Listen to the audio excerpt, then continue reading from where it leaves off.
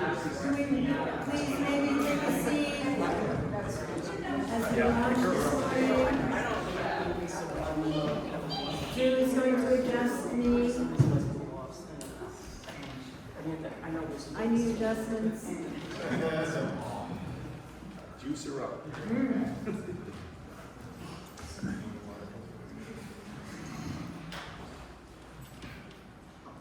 Good?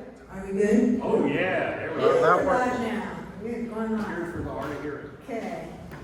Good morning, everybody. Good morning. Welcome to the Sunday platform of the Philadelphia Ethical Society. Every Sunday we gather to search for the best in each other, in ourselves, and for all of life. I'll be presiding today. My name is Kate Esposito. It's the 5th of October, 2025. I'd like to extend a special welcome to anyone visiting us for the first time. We'd love to get in touch, so please make sure you sign in at the front. There's a podium out in the lobby. Please do sign in and have a chat with Julia, who's standing in the back right now, Julia Gopal. And there she is. At this point, we'd love to ask you to silence your phones if you have not already done so.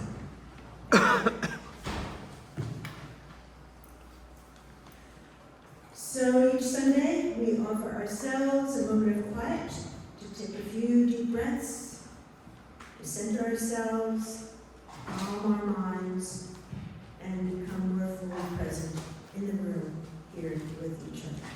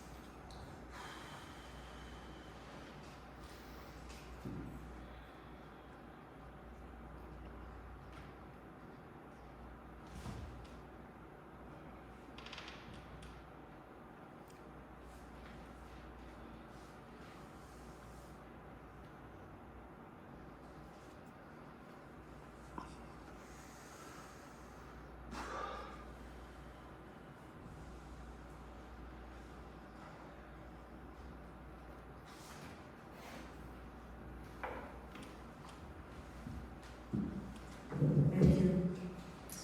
So there will be a time for announcements later, but here we do have a space for personal sharing.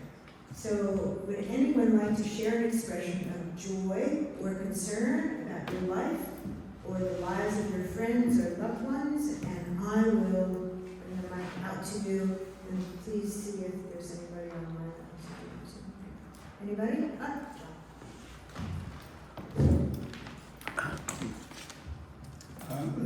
Good morning. I want to share with you something that was truly remarkable in my life. And I also want to thank you for being here and allowing me to be part of this group, because that's given some strength to me to deal with this particular issue. My son has a very serious predisposition for a particular disease later in his life. The most amazing thing, last week, those of you who were here for the cleanup realized I had to leave early. And when I got home, there was a FaceTime call waiting for me, which is a real panic in my life, because whenever I get a FaceTime from one of my children, this means something's really up. So I went to FaceTime, hit the answer button, and there was my 4-year-old granddaughter saying, "We're having a baby!" I dropped the phone, because I'm going to have a 4th grandchild, a son. Obviously, having this son required significant genetic testing, since my son is carrying this particular predisposition, but he doesn't have it. Yay. So I'm amazed. Thank you all for giving me a lot of strength to deal with that. Yes, God. Good news.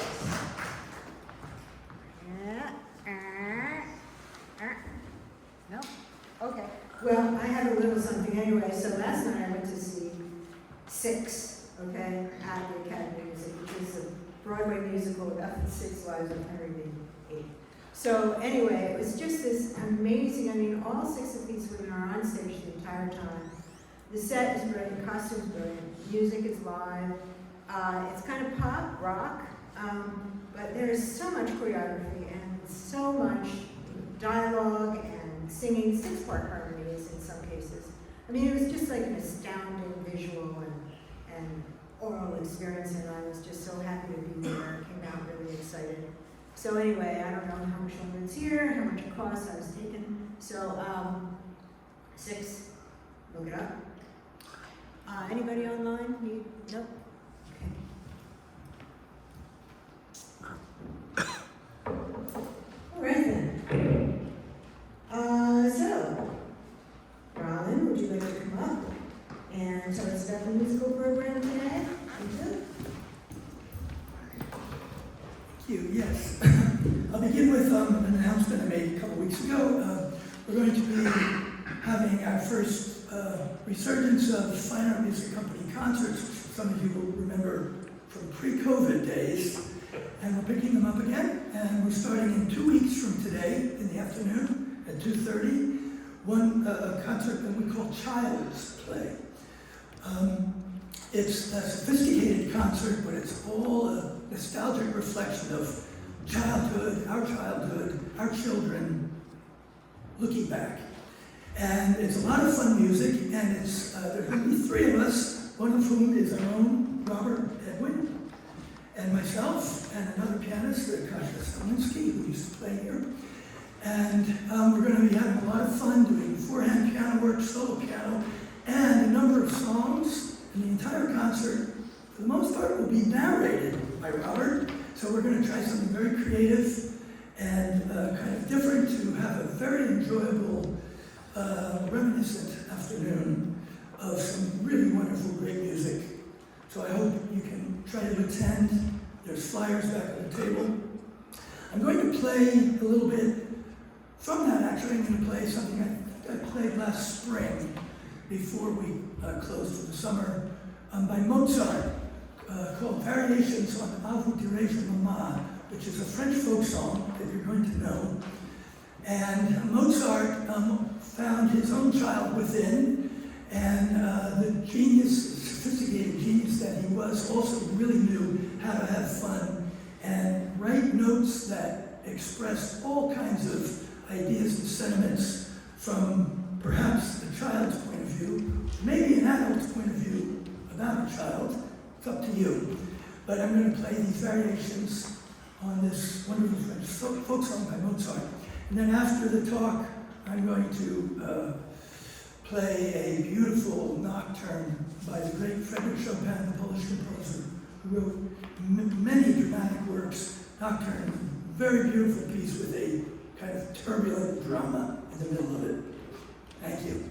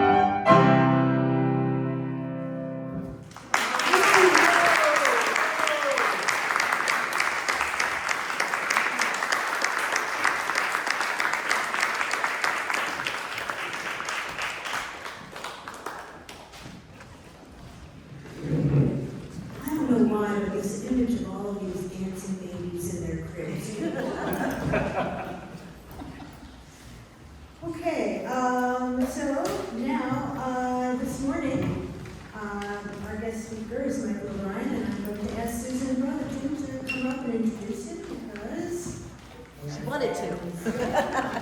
That's good enough. I could be singing the alphabet song in my head for the rest of the day. So, good morning. As many of you know, I ran an emergency housing program for families. You might just go to the bathroom. I think you got some water. Let's give it one sec. Here it comes.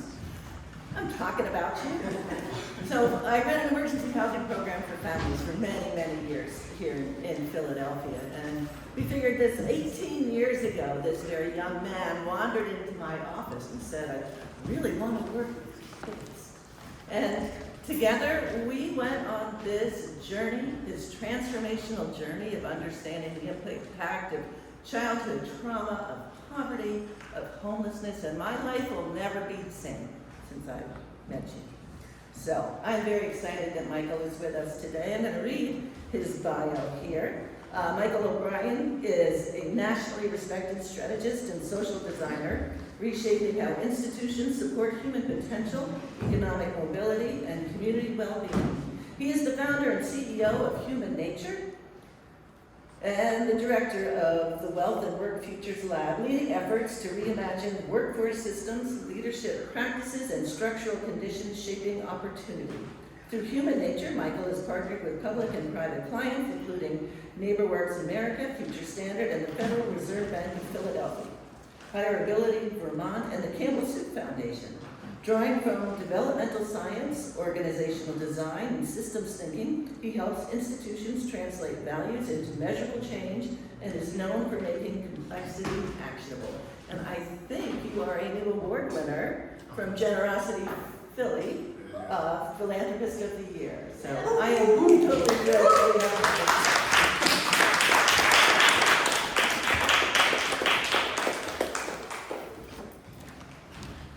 Good morning, everyone. Good morning. I'm going to move this over here so no accidents with water.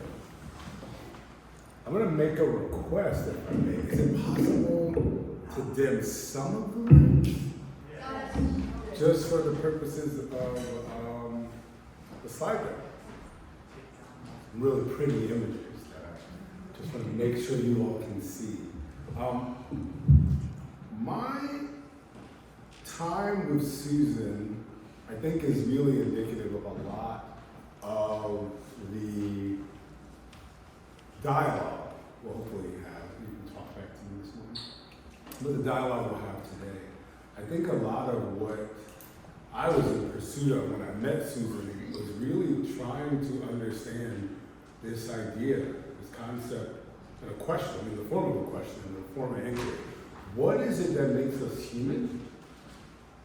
And it started with a question that was, I laughed because it was a little motivated by money. And the question was, well, what is creativity and what makes us creative?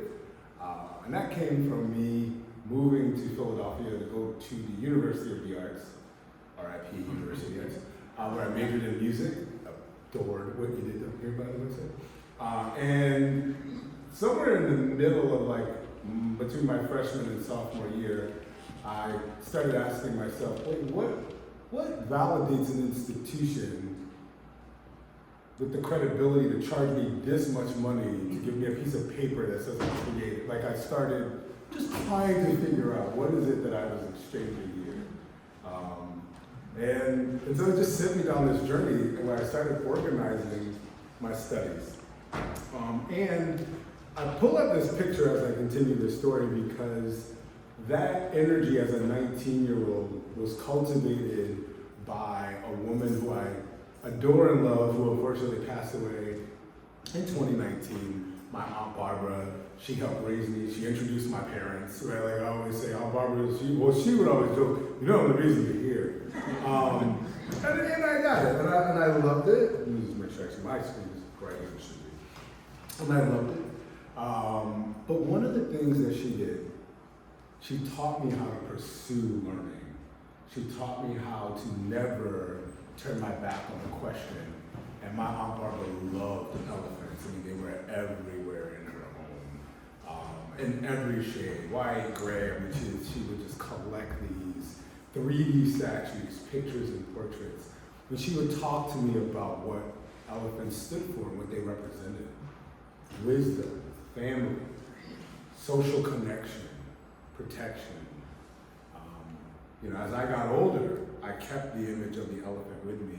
And I read something, well, this picture is connected to a story about a young man, or a kid, they say actually, who goes to the elephant with a gift and ends up receiving from the elephant protection. And so it's just about, for me, this reciprocity, right? That as my Aunt Barbara had poured into me, I'm able to pour back into the world and into a variety of relationships by doing one key thing, always asking the next iterative question.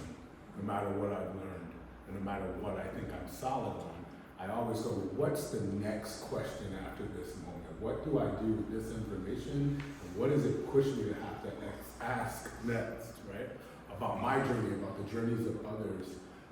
And she phrased it like this to me, right? Michael, there is no such thing as a stupid question except a question you never ask. And she started that with me at 3 years old. I'll never forget that day. And then every day. Yes. She would say to me, Michael, there is no such thing as a stupid question except the question you never ask.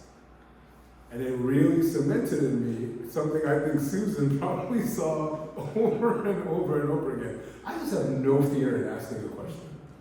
I have a question, right? And it took me a while to learn that that can be now luckily Susan was not this person. But in other situations, that can be very alarming to people because they're not used to having a question pop up in certain moments. Or people pushing for inquiry in certain types of moments. And often it can be seen as a power challenge versus I'm just trying to get to the next iterative questions that we make the best choices for the humans that are in front of us, let alone the human that I am, right? And so I just want to anchor today in that journey that I'm actually just going to share with you a lot of what I've learned. 3 main big lessons. There's some nuggets behind these lessons, but there are 3 lessons I feel, or I'll say I felt, I could share with you today. What I've gotten out of asking myself this question about what makes us human. But before I even get into that, I want to invite you to think about this. What makes us human? And this is where I meant the dialogue part. I'd love to hear some thoughts and responses from anyone in the room. No pressure. We'll take a couple of seconds, couple of moments rather, and think through it together. What do you believe makes us human? Yes, I saw your hand. So first. empathy. Yeah. Empathy. Yeah. Yep. That's what I was missing. Being able to react and cry and laugh and all with other humans. Right. So the response, but the connectivity too. Yeah. Capacity for love. Capacity for love. Yeah. All of these are really optimistic answers. Yes, I would yes, actually like to challenge Yes. that most studies show that our empathy only extends to people that we relate to, which actually leaves a huge gap of what we consider other. So I would say that what makes us human is our ability to make things harder on ourselves. Because all the other animals are just doing what is instinctually necessary to survive, and they're doing a great job of it. Whereas humans, as a general rule, we've constructed an entire society that leads to struggle. If we had such an incredible capacity for empathy that other people don't have, we wouldn't have homelessness. But we make things harder on ourselves. And that is innately human, and no other creature does that. I thoroughly appreciate your response. Ironically, I tend to have to prompt that out of people. I let them go through a litany of we're this, we're that, metacognition, and they go down a long list. And I go, those are all cute, and I'm not saying they're not true, but we're living in a world where the shadow side is regularly broadcasted on television and in writing. What else is happening, and what is that reflection of our humanity as well? So I appreciate you bringing it up naturally. I'll go over here. I saw a hand over there, and I thought I got a hand there and there. So 1, 2, and 3. So, Brent. Yeah, I was going to say heightened capacity for awareness of the self, whether that's for good or bad. Yep. Julia. Ask the question. I've been reading a book recently that said that our defining trait is our tendency to get flustered and to blush and show when we're embarrassed, and personally I love that, for multiple reasons. Although I'd also argue things like, things as simple as opposable thumbs, down to social learning, adapting, and thinking really abstractly about things, sometimes too much, as others might argue, sometimes every bit as much as is needed. Thank you. You ask, what makes a human being a human? You could ask the same question of any living species. What makes a squirrel a squirrel? What makes a maple tree a maple tree? The number one thing that makes any species is its niche in evolution. Our niche is we are the social species. And social activity and communication demands a lot of cognitive capacity. So we're a social species with a lot of cognitive capacity. I appreciate your answer. I'm going to adjust one thing. My question is actually what makes us human, not exactly what makes a human a human. Because, now, there's a little bit of nuance there, and I'll give you why I'll play with this question the way I do. Most people tend to hear this and hear an implied thing that's actually not stated. They tend to, and I'm not saying you heard this, a lot of people tend to hear this question as if I ask, what makes us human and therefore separate or not like that which we would consider to be non-human? My answer to this question is actually, I go, what makes us human is mostly found in a shared ecological space of existence with the rest of the living things on the planet. So much of our humanity is found in the things we call our humanity are found in other species and in other places.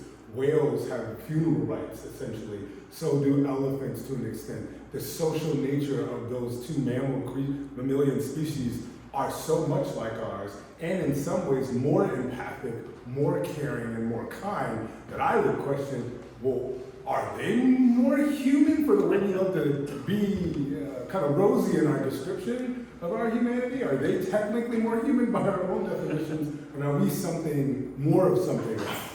Which I don't know what that is, because I think it's unfair to even say that, oh, human is good, animalistic is not so good, when again, I'm talking about our animal siblings, and some of them behave better than we do in the social structure and setting, right? And so this is just a space of prompting for us to really get into like, how do I organize my understanding in the corners of the puzzle, if you will, around my definitions of humanity, and how much does it bar someone else from drinking of the same fountain of my humanity?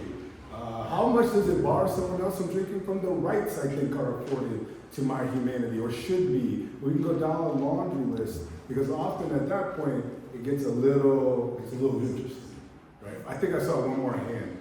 Maybe not. Giving space for a hand if I saw one. Fair, thank you for that journey. I invite you to hold this question with you as we continue. And this is what I mean by the gift that keeps on giving. Every time I get to a place of understanding or putting some corners on the puzzle, there are 2,500 new questions that pop up that have pushed me to be a very multidisciplinary learner and listener. It's pushed me to be more empathic in a way that is about a practice of humility first. Just cutting my phone out for time purposes. A practice of humility first. The only experience I know well is mine, and I actually get help with that, right? I've had therapists, I've had coaches, executive coaches, I've got friends, I've got family like Susan, right? I've got people around me in a variety of roles who actually assist me often in making sense of my experience in my world. But that's the spot I have expertise in. Everything else is a type of subject matter expertise, which still has limitations in terms of once that subject matter expertise is applied to a person in the context of their world, I'm a learner because I only know my world. And I even say I'm, again, a learner in my world. So humility has been one of the main gifts that this search, request for understanding humanity and what that means, is taking me on. Another thing that it's brought up for me is that everyone is actually a designer. That design, there are a number of things, like music actually, I have this issue often with art, that art has become so industrialized and over-utilitarian that people actually believe they have to qualify to participate in doing what is to me, their natural human right. To make sound, right? To write, to dream, to whatever. To dance, to move, to listen, to ask questions. These are, to me, just a part of the things that come with being a Homo sapien sapien. And in that context, when we would be at the shelter together, I'd have art classes, I'd bring in artists and to work with teaching artists, to work with the young people, and Mr. Mike, I can't do that because I can't participate in music class. Why not? I'm not Beyonce. It's like, yeah, no one here is getting a record deal from Columbia. Like, that's not the standard. The standard in the room is not write a song that'll get you a deal. The standard in the room is have fun, try, make mistakes in a really safe place, and maybe push yourself and grow a new thing, grow a new skill, grow a new relationship with a friend, deepen a relationship with a friend, deepen a relationship with an adult. Right? There are all these possibilities and pathways in arts environment that people have barred themselves from, or arguably society has barred people from, because we put up these weird, very industrialized walls. So when we step into another frame of like this idea that I say everyone's an artist, they just don't know it. I say everyone's creative, they just don't know it. Because I don't think creativity is only in products that you make as an artist, with quotes around that. I think of design the same way. No two relationships are exactly the same. If anyone here is in any form of a romantic relationship with another person or people, no two versions of that are exactly the same. People are designing their relationships with each other. Sometimes when they lack of power in that relationship, right? I mean, there's, to your point, there's a negative side, if what I like to call the shadow side of our humanity, but these things are technically designed.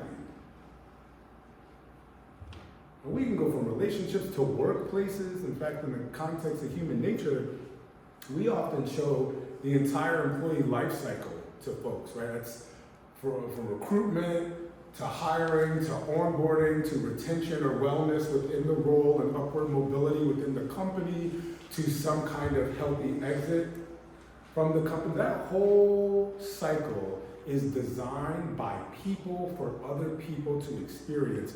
Public education, a classroom, these private education, these are spaces and places designed by people for other people to experience. Running after school programs, Susan running the shelter, these are all design imperatives that many of us are never taught to look at through that lens. And I think there's something really disempowering when we don't introduce that lens, because it starts to rob us of the kind of thought that goes along with power, agency. That there is someone that might be able to make some choices, provide spaces for other people to practice power and have some choice over the experiences that they might want to see or have in their lives. And those are some major touch points for people to move to a next version of themselves, if they so choose to. For a program to move to its next best version of itself, for a family or a relationship to do those things. So the question in the room for all of you is not really, are you designers? It's really in the context of whatever goal or objective that you have. Do you have the right tools, skills, frameworks, ideas in mind, mental models to be the most effective designer towards your goals? It's a very different proposition and an identity I would say I implore you to explore for yourself. What does it mean to be a designer of a healthy relationship? What does it mean to be a designer of a reparative relationship? What does it mean to be a designer of an imaginative space for your family, for other people, for whoever you care about, for work? And sometimes, I'll just go there, you can lack some power even in that space. I'm reminded of when Susan and I would go talk to different schools about trauma-informed practices, and teachers would say, hey, my principal doesn't get with this. The other teachers laugh at me, etc. I'm like, cool. Tell me where you have control. Well, I don't have control over, the curriculum. I gotta teach to the test. And so my classroom is organized in a very particular way. And after we get through a series of questions, we start to find out, oh, you got 20 minutes at the top of the day, you got 20 minutes before lunch, you might have 20 minutes or 30 minutes at the end of the day. Cumulatively, that's 90 minutes. If we break it up properly and you have that every day and we scaffold your activities properly, you could help a young person develop social emotional learning skills, because one of the first things to be able to be emotionally intelligent, you gotta know what emotions are, be able to name them, feel them, organize them. That you can do in 20-minute spurts if it's, again, scaffolded over time, week by week, day by day. And we would see teachers go, huh. So it's like, yeah, you can't change the entire world when you have that much opposition against you, but you might not be as totally powerless as you feel. And we're not here to shame you, we're just here to help you find those moments, get the wins, grow them, and see if they can expand. And that is this piece, again, around everyone being a designer. So, with that said, I want to get you into a design mind frame around, again, our humanity. So this is going to be actually another dialogue moment for us. And it's going to seem a little facetious, but I need you to just roll with it and go with me. We're going to build a fictitious tomato harvest together. But we can't do that in Philly really well, because the topsoil is pretty bad.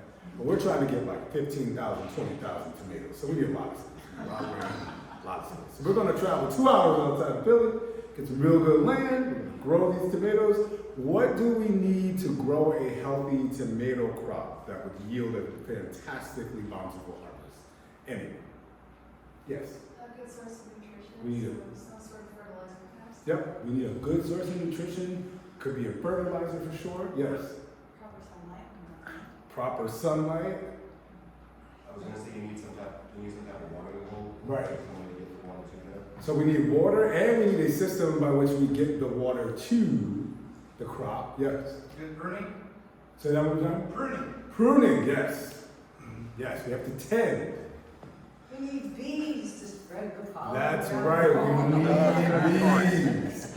But, okay, friends, I could have all those things, and I could seemingly, I can't line up sunlight, but I'm going to use the terminology. I can line all those things up. And there's a couple of things we're missing, because I'm still not going to get a crop.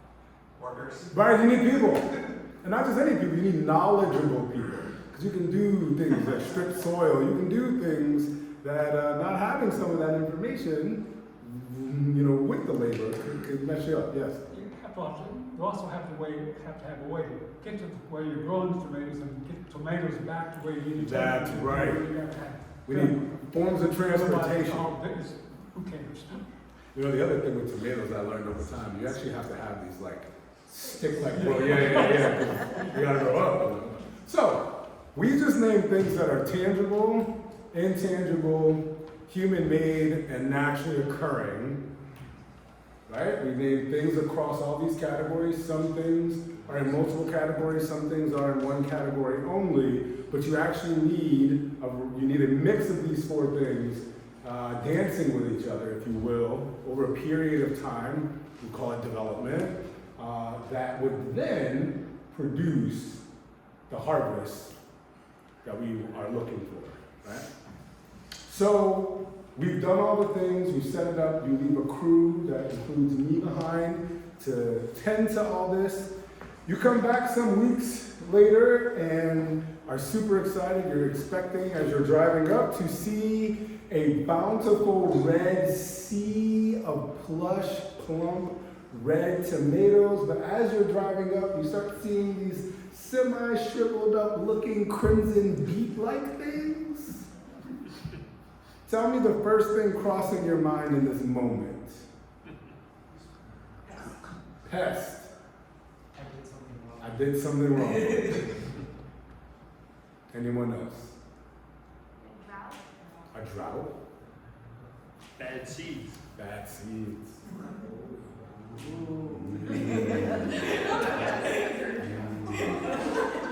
Anyone else? Well, Who said that is terrible? I appreciate that for a number of reasons. Yes. just one, as I've experienced, a woodchuck that showed up and chewed them all. Shoot them all out. So, second to last question. What would you do to try to figure out or ascertain why your expectations weren't met? Find somebody who knows how to grow tomatoes. Yeah, you could do two things I hear in that answer. You could interview people who grow tomatoes. So you could talk to other growers in the region, other farmers. You could interview us and see, like, did you really know? And then look for people to do the job. For sure. Anything else? What else could you do to ascertain or try to figure out what went to the left?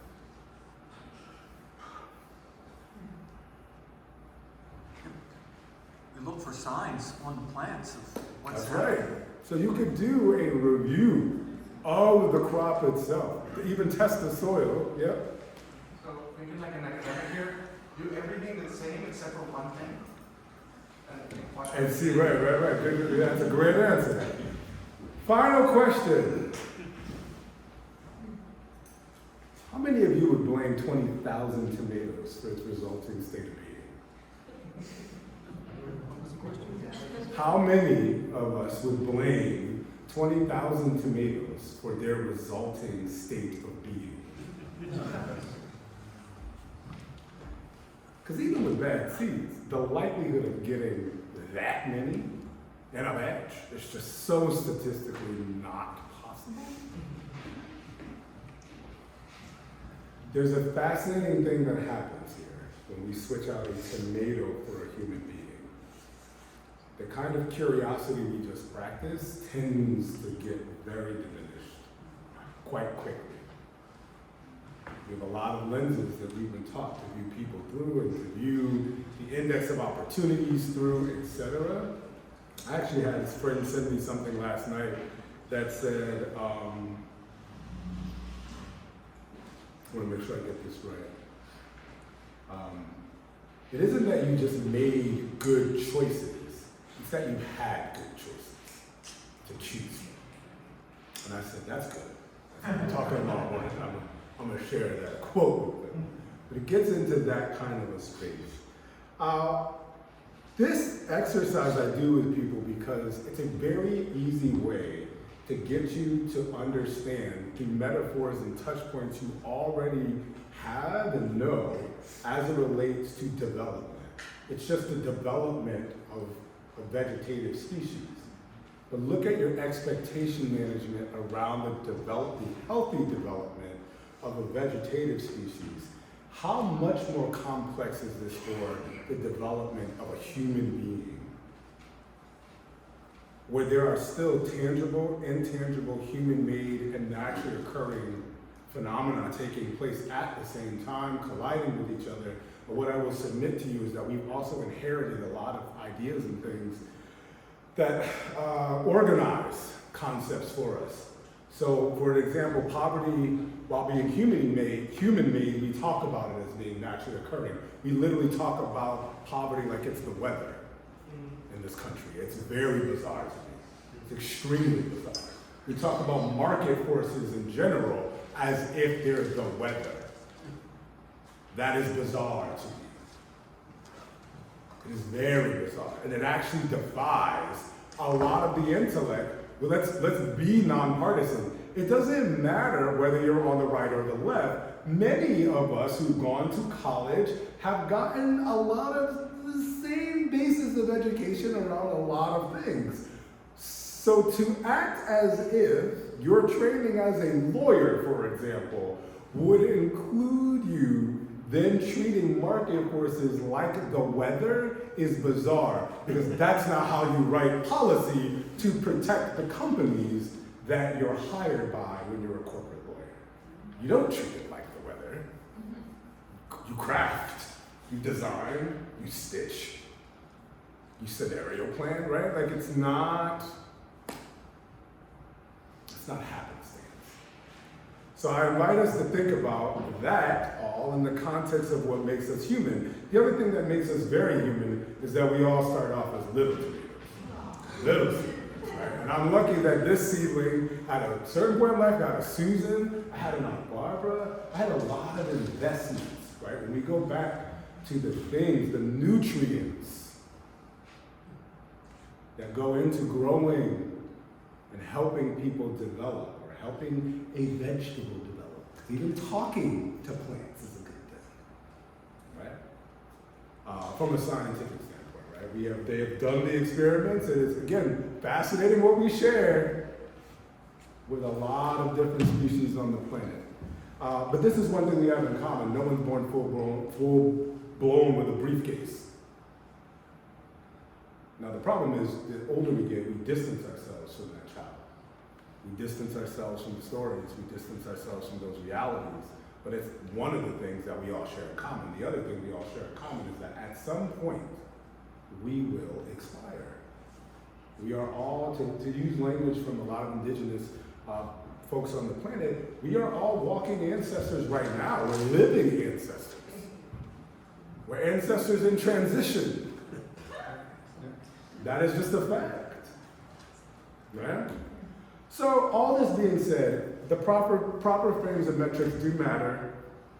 And so I'm going to dig into a little bit of like, if you're going to take this journey on a quest for humanity and try to answer some of these questions for yourself, no matter what age you are, one major thing to consider, you cannot use intention, goodness, and niceness as metrics. What you can measure, however, and it doesn't, this doesn't mean these three things don't matter, but a lot of times we will use intention. In fact, let me frame it like this as a facilitator. Good facilitators or good facilitative training will teach you an idea of trust the intent but own the impact in a space where people are building community together.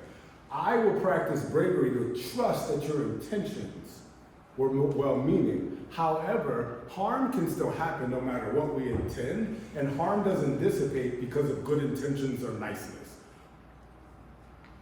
So we actually have to address harm. We have to organize around the fact that harm was created. That doesn't mean it needs to be shame-inducing or embarrassing, but you actually have to do something about harm.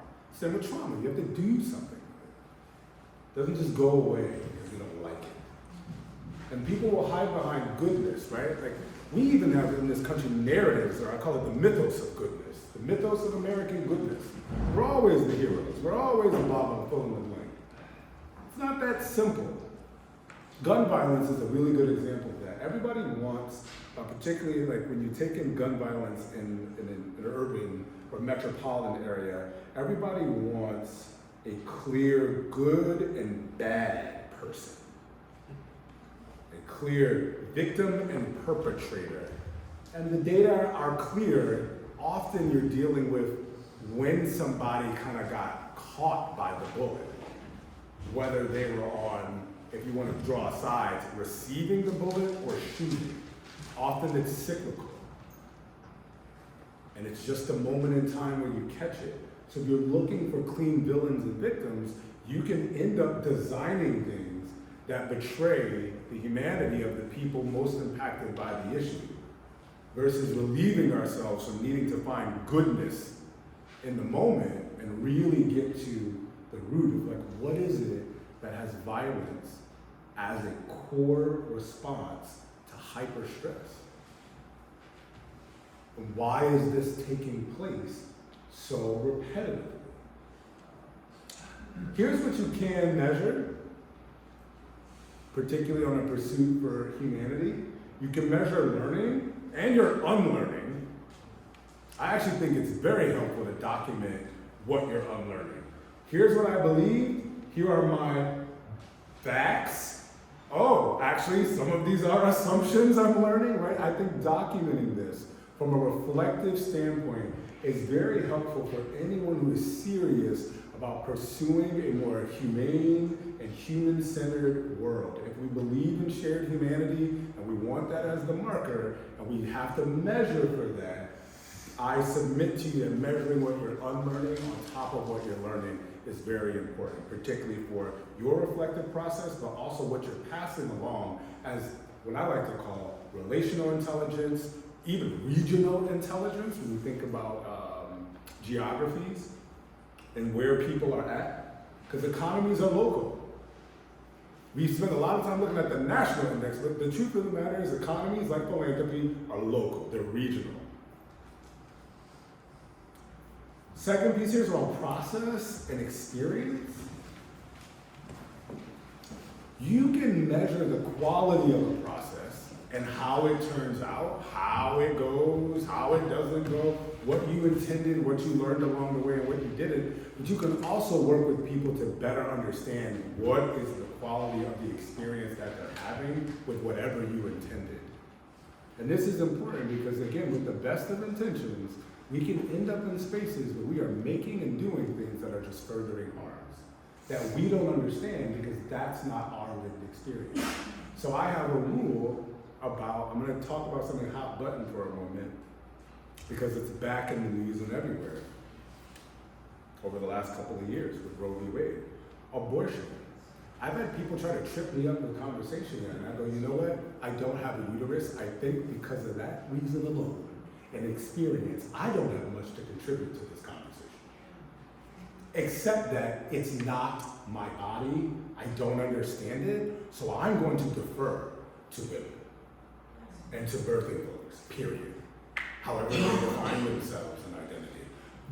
I don't have a uterus. To me, it is that simple. I cannot, and we can go to a number of other experiences that are based on either identity, and identity not just being race or gender, social class included. If I don't understand how the world works for a group of people that rely on SEPTA to get to work, I might need to be quiet and listen really hard.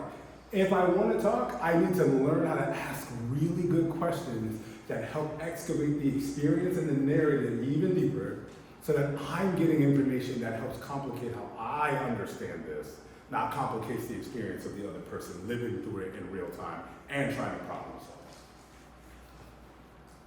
The last thing we can measure, of course, is change and impact. And this gets hard because people want to make the biggest impacts. People want to have big change. And that's fine. And sometimes, you know, I'll frame it like this in the work. I spent 7 years at a place called the Village of Arts and Humanities. I ran their youth programs and then eventually became director of learning. It's a community arts and community economic development org. They sit at the intersection of both.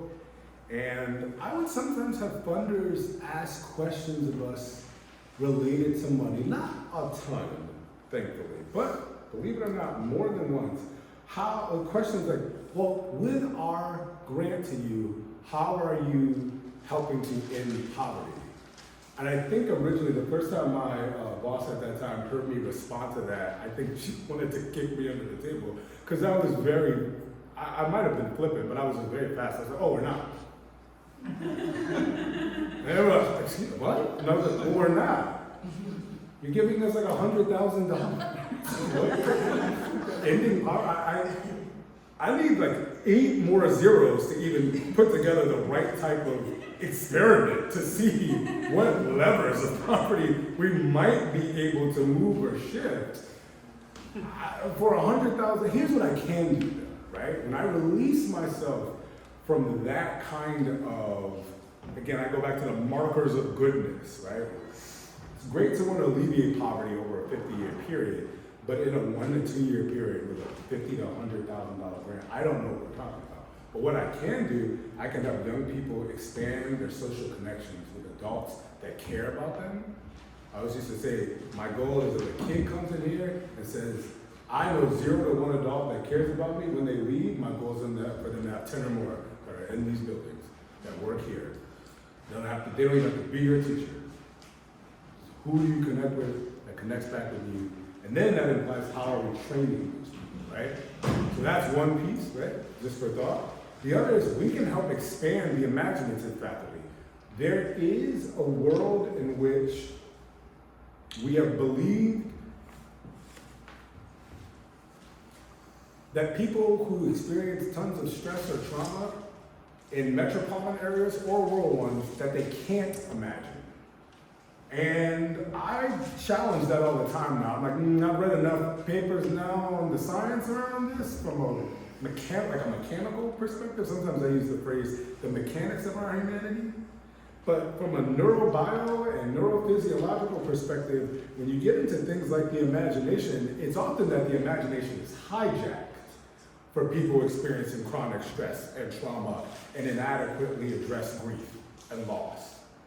So people might not be able to imagine 15 minutes or 10 years into the future for themselves in ways that are teeming with creative life and all the things that I can be, but they can imagine into all the ways something will be taken from them, something will bottom out on them, etc. So I challenge people back all the time with going and say, I want us to be careful when we say that people can't imagine versus how are we supporting people and reclaiming their imaginative faculties that have been hijacked by the stressors, traumas, and inadequately addressed grief and loss in their lives.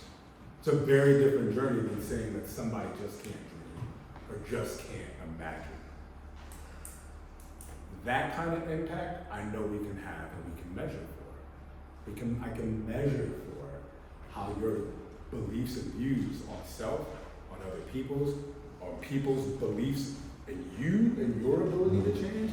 We can measure all of those things and start to get to a place where we again are helping you support yourself in gaining these skill sets that you can use wherever you're at. And that for me is probably one of the biggest lessons that I've picked up along this journey. Now with that, I know we're at about 12:02. Let's move to a time check because I want to make sure we have time for a Q&A. Yeah. Can I have one? Yeah, please. Here, I'm sorry, I'm a little tall. There you go. So now we'll have a period for some questions. I know we've got a lot of folks here, so if you have a question, make it short, pithy, and on both sides, and then we can proceed and get to coffee and all of that. So, anybody on the chat? Putting any questions in the chat? I don't want to forget those folks, because they sometimes do. Okay. Anybody? All right. One, two, oh, you're going to do that one?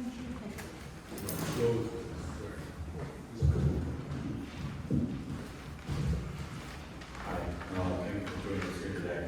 I mean, you really kind of focus on changing people's orientation. Let's say that one more time. You really focus on changing people's orientation, like how do you get them to imagine differently?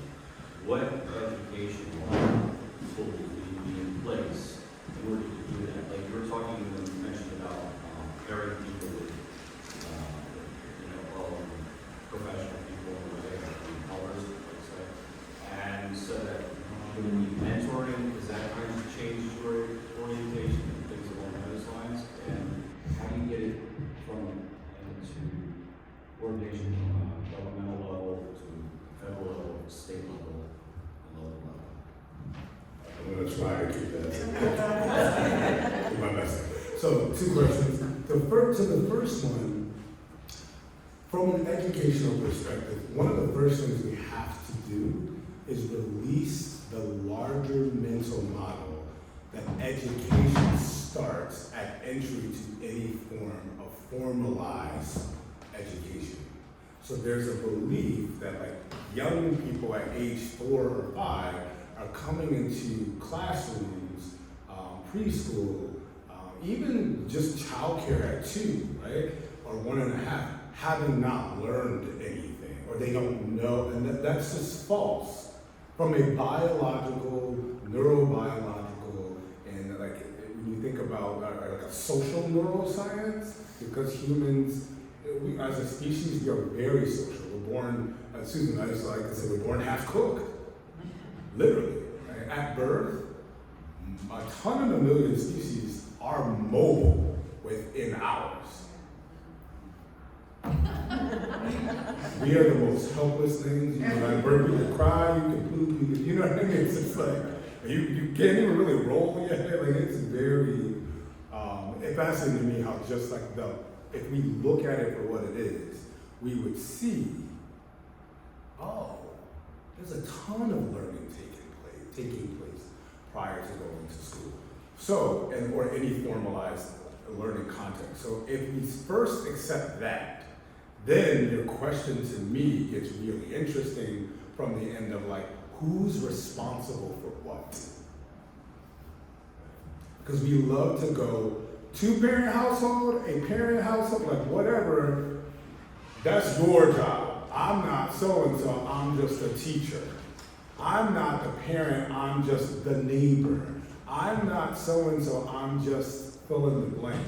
If we were to go back in time 1,000 years, that kind of ideology just doesn't fully exist on the planet like that. You know, go further back and, you know, there's a lot of instructional design in those places and spaces. I can give you a bunch of examples, but for the sake of time, I don't want to go down too far down that path. But it starts to get into that. So then in the context of mentorship, absolutely, where does mentorship happen? It could happen in lots of places. Parents mentor. So do family members if they're around and want to be available for that. I'm a godparent to 2 kids I'm not biologically related to. I'm a mentor in their lives, right? Their teachers end up taking the role of being a mentor. But if you think about being very specific on what are we trying to teach, I teach my godchildren how to think about their thinking. I don't have to wait to teach them metacognitive thinking when they're older. We use language, but this is where attunement really matters. I gotta use language and metaphors that you get at your age and at your stage of development. Otherwise, that's going right over your head. So my 4-year-old goddaughter, I can talk to her in a particular kind of way that gets her to reflect and think on her behavior. So even when she's crying, her mom does it. Even when she's crying, she'll talk. But that's a practice that was built over time. You know what I'm saying? Yeah. So there's a whole bunch of that can happen in a lot of places and spaces, but I'll suggest some reading. There's an article called, or there's a framework called the Abilities Theory of Emotional Intelligence. I mean, still to this day, that article came out at least 12 years ago, maybe more. To this day, I find it to be one of the best articulations of emotional intelligence because a lot of emotional intelligence frameworks are about self-surveying, and they're about what they call trait emotional intelligence. And these researchers, Solovi and Mayer, were like, yeah, nah, this is about abilities. So, and they're built hierarchically, like brains are built hierarchically. Skills beget skills. So if I want you to be able to solve a conflict where you're using your words and not your fist at age 7, well, did I teach you the words? And if I haven't taught you the words, then you can't identify those emotional experiences. And if I don't build time into the day in some form or fashion, either as a mentor or a teacher or a family, whatever, as a person that cares about you, if I haven't built time into the day for you to reflect on your emotional experiences, to be able to locate them, and then name them and organize around them, to then get to the complexity of being able to pick up cues from another human and be able to potentially locate the emotional experience they might be at, right? All of these things are built on top of each other. So there's a ton we can do, and that's just social emotional learning. You know what I mean? To the government piece,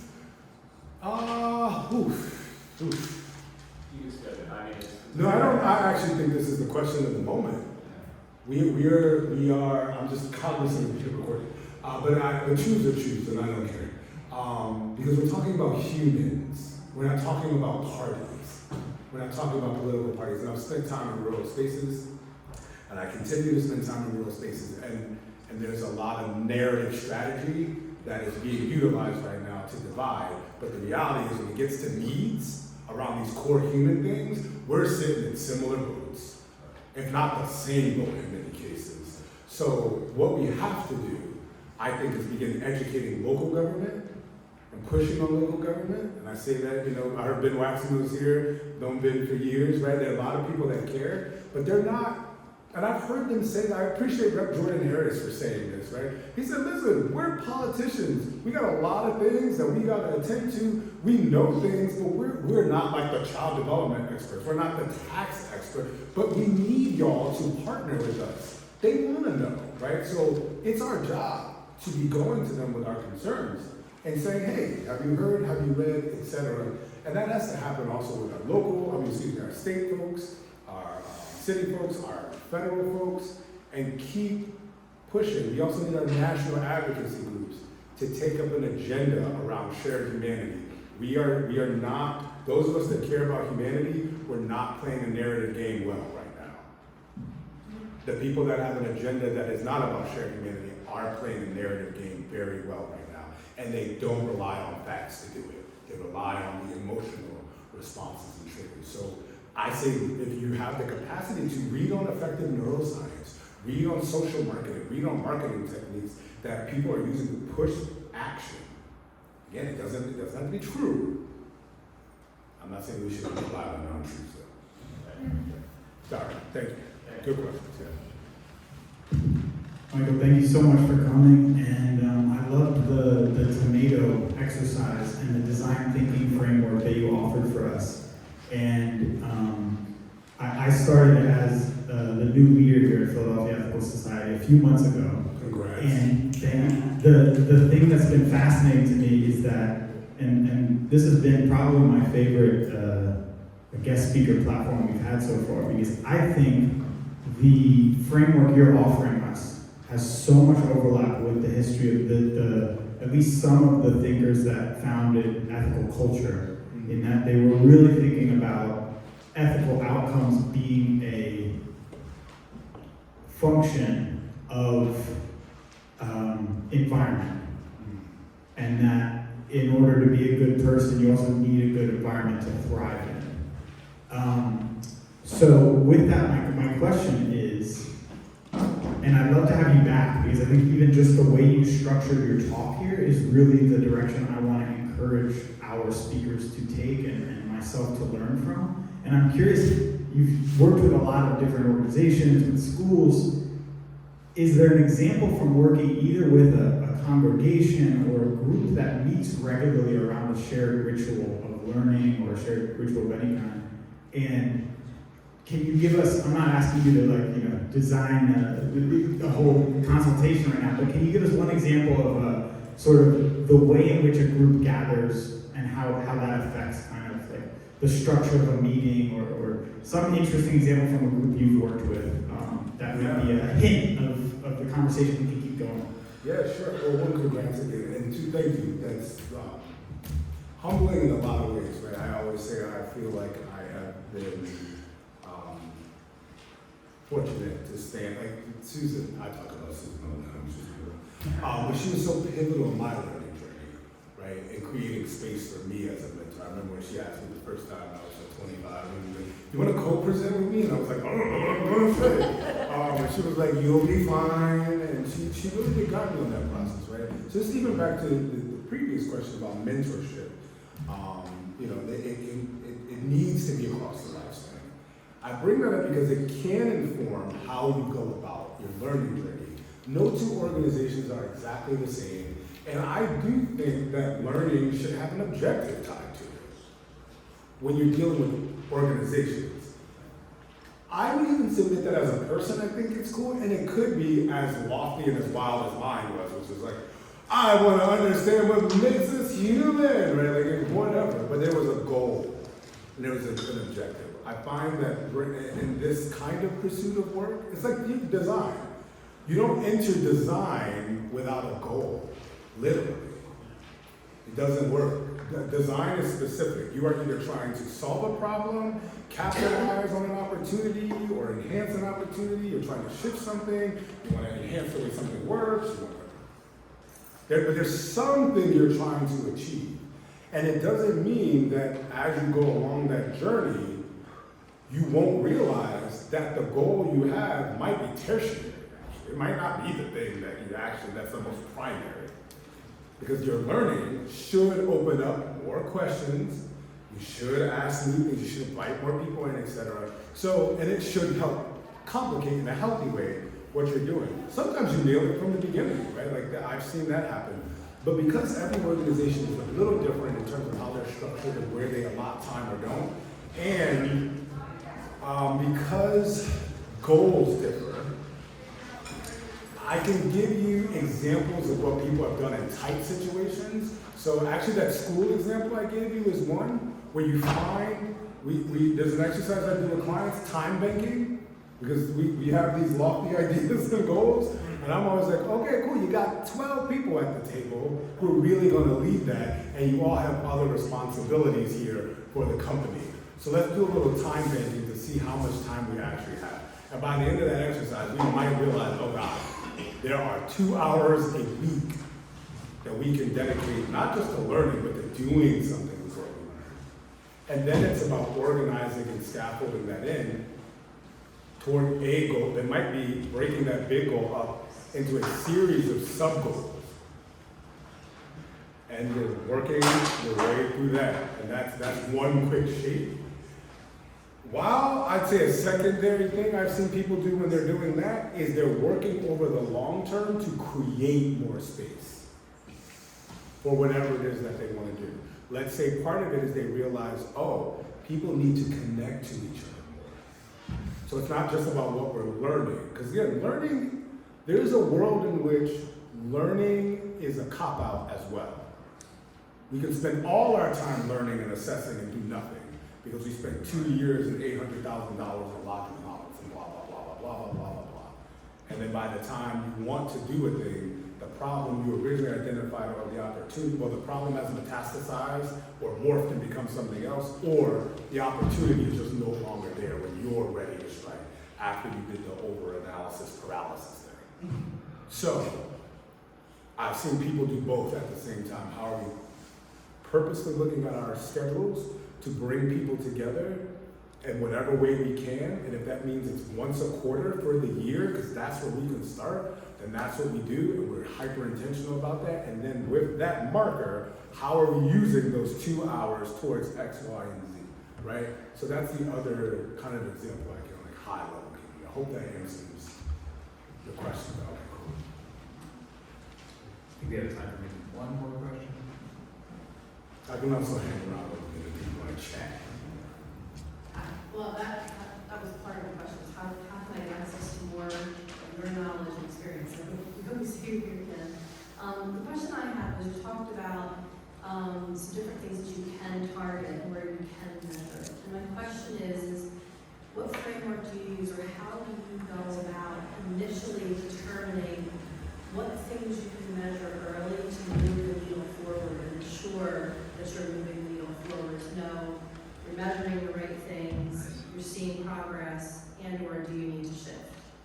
It's a great question. So again, a lot of it's contextualized to the org or initiative, and what is it that they're already trying to achieve in mission, and even sometimes looking at their strategic plan, or if they have some kind of interim developmental plan, because the strategic plans get a little wonky, right? A lot of times they're done and then on a shelf somewhere, and then they come up with these other plans. So there's a discovery research process that we would go through on our end and working with whomever to get a better understanding about where's the lay of the land, and for what you've asked us to come and do for you, where does that fit into this lay of the land? From there, we have a variety of frameworks and tools that we use. Some are things we've made, others just exist. I like to call it capital D design canon, right? So as an example, one that I use when people are really concerned about performance of employees, as an example, we use the instructional design frame of the 6 gaps that tend to impede performance. Right, so there's a motivation gap, there's a knowledge gap, right? There are communication gaps. So there's 6 generic buckets of gaps.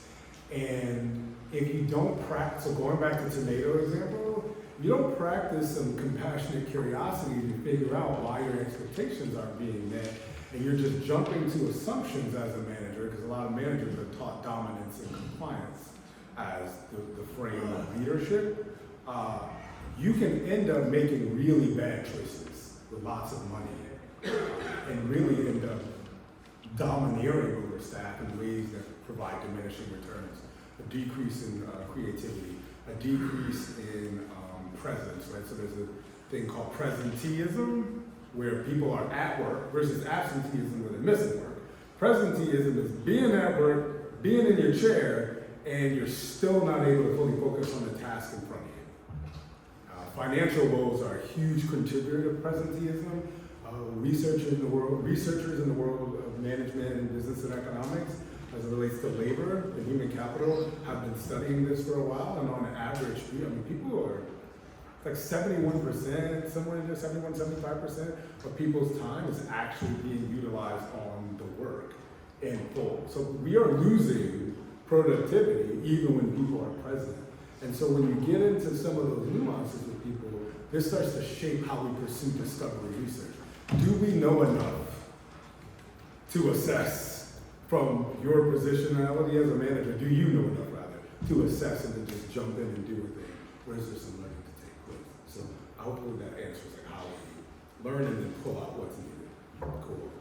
I think we're at time. I do have a slide that has some information on it. If people want to, if I could just put it up. Move that.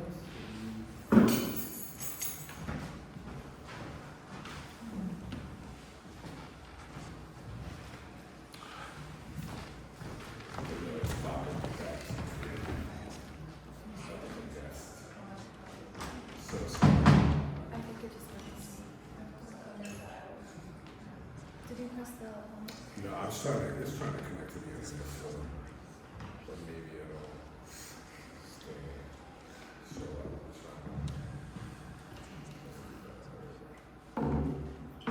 Just two.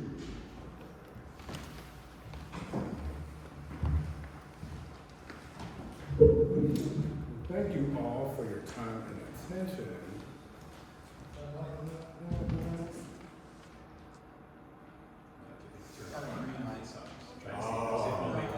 Gotcha. I have business cards too. I do not want to believe her. And I can put it up on my computer. There we go.